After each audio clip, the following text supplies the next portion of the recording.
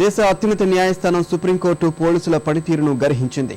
నిస్సహాయ మహిళల పట్ల అమానవీయంగా ప్రవర్తిస్తున్నారంటూ ఆగ్రహం వ్యక్తం చేసింది. పోలీస్ శాఖలో సంస్కరణల అమలు, పంజాబ్, బీహార్ ఘటనలపై దాఖలైన వ్యాజ్యాలపై విచారణ చేపట్టిన కోర్టు నియామక ప్రక్రియలో జరుగుతున్న అవినీతే ఈ దారుణాలకు కారణమని వ్యాఖ్యానించింది.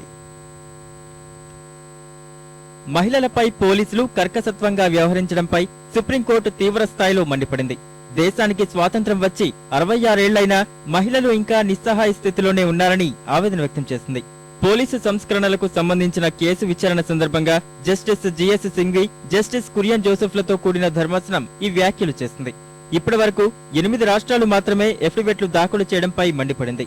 ఈ సాయంత్రంలోగా ఎఫిడవిట్లు దాఖలు చేయకపోతే సీనియర్ అధికారులకు సమన్లు జారీ చేయాల్సి ఉంటుందని హెచ్చరించింది.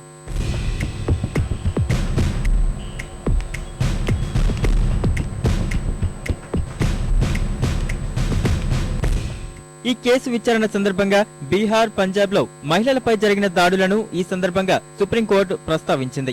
తనపై లారీ డ్రైవర్ అనుచితంగా ప్రవర్తించారంటూ ఫిర్యాదు చేయడానికి వచ్చిన యువతి పట్ల పంజాబ్ పోలీసుల అమానుషంపై మండిపడింది.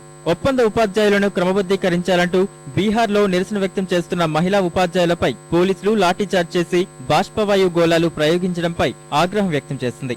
ఈ ఘటనలను సుమోటోగా స్వీకరించిన అత్యున్నత న్యాయస్థానం వాటిపై వివరణ ఇవ్వాలని ఆయా రాష్ట్రాల డీజీపీలను ఆదేశించింది.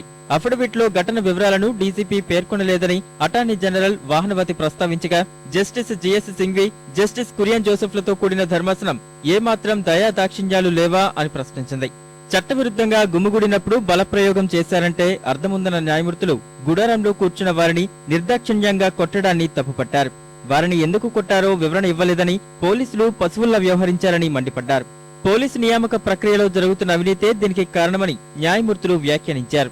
నియామక సమయంలో ఎవరెవరికి ఎలాంటి ప్రాధాన్యం ఇస్తున్నారో అందరికీ తెలుసునన్నారు.